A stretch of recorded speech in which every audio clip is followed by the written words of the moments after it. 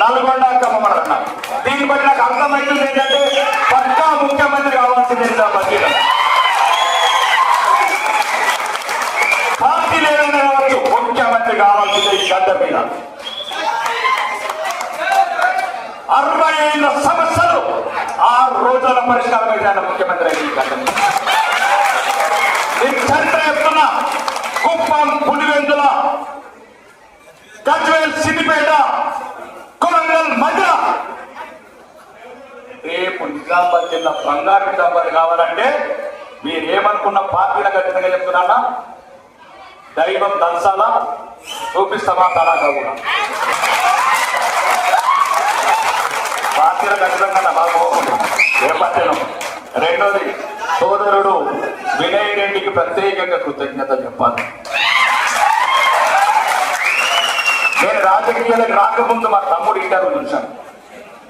నా ఒకటే ఒక కోరిక, చిరకాల కోరిక, వారి జీవన్ రెడ్డిని ఓడగొట్టాలని కోరుకున్నదని చెప్పాడు. కానీ మా తమ్ముడు కోరిక నెరవేర్చినట్టు. ఎప్పుడు అక్షరం అన్నది కాదు, రాజకీయాలకు దిగిందా లేదా. కాబట్టి రాజకీయాలకు ఇట్లుంటాయి. ముఖ్యంగా లాస్ట్ మీరిద్దరంటే చాలా గౌరవం అన్న మహేష్ అన్న, ఒక చిన్న ఇష్యూ చెప్పి ముగిస్తాం. ఎంఆర్ఓ గారు రండి, మీరు ఒకరి నందిపేట్ ఒకరి పర్లేదు సార్, ఒక చిన్న మాట. నందిపేట చెక్కులు ఏమి వచ్చినాయి సార్? కళ్యాణ లక్ష్మి 100 మనం డిస్ట్రిబ్యూషన్ చేసిన దాన్ని వ్యాలిడ్ ఉన్నాయిగా. ఇప్పుడు డిస్ట్రిబ్యూషన్ అయిన తర్వాత 100 ఇంకా రిటర్న్ ఎన్ని వచ్చినాయి? 100 అయినాయి, 14 వచ్చినాయి, 102 అయిపోయాయి.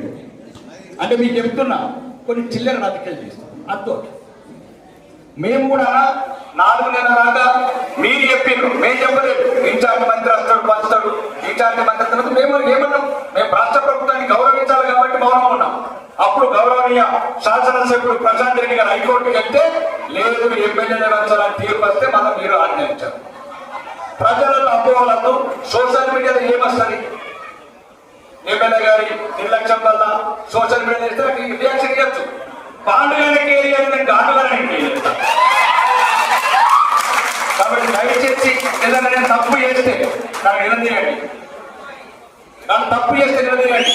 కుల పిచ్చ, మత పిచ్చ, అవినీత, అధర్మమా ఏన్నాడు కూడా ఇప్పటికి కూడా సగం మంది కార్యకర్తలు నాకే ఫోన్ చేస్తారన్న. సగం మంది కార్యకర్తలు ఏ పైన అర్ధరాత్రి ఫోన్ చేస్తారు. కాంగ్రెస్ లేదు, బీఆర్ఎస్ లేదు, బీజేపీ చెప్పిన తెలంగాణలో ఏకైక ఎమ్మెల్యే. కాబట్టి దయచేసి